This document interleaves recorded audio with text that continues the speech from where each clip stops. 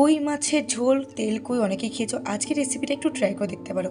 বাবা নিয়ে এসেছিলো একেবারে দেশি কই মাছ। মা সেগুলো কেটে কুটে বেছে নিয়ে তার মধ্যে দিয়ে দিল জিরে, শুকনো লঙ্কা, আদা, রসুন বাটা। তারপর স্বাদ মতো নুন, পরিমাণ মতন হলুদ আর বেশি করে সরিষার তেল দিয়ে মাখতে কিন্তু হবে। তার আগে কলা পাতা একটু সরিষার তেল দিয়ে সেখানে কিন্তু মাখিয়ে নিতে হবে পুরো কলা পাতাটা।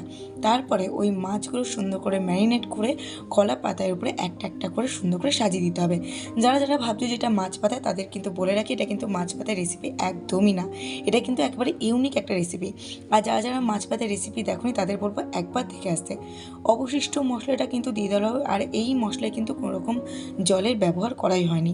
তারপরে গরম কড়াইয়ের উপরে দিয়ে দেওয়া হলো পুরো পাতাটা ধরে, তারপরে সুন্দর করে সাজিয়ে নেওয়া হলো বা গুছিয়ে নেওয়া হলো, যাতে পাতাটা যেন একেবারে চারদিক থেকে তাপটা ভালো করে পায়।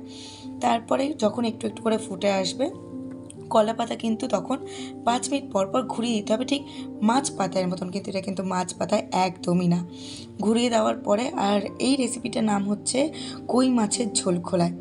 আর এইখানে আসল বিষয়টা হচ্ছে একটা কই মাছের মধ্যে মানে একটা পাতায়ের মধ্যেই কিন্তু পুরো মাছটা হবে। দেখো এক পাশ হয়ে গেছে, 15 মিনিট পর তার জন্য মা আর এক পাশ হওয়ার জন্য মাছগুলো পুরো উল্টে দিল। আর যেহেতু ঝোল খোলায় বলেছি, খোলায় মানে বুঝতে পারছো কলা পাতার খোলা, আর ঝোলটা হচ্ছে এই তেলেরই ঝোল।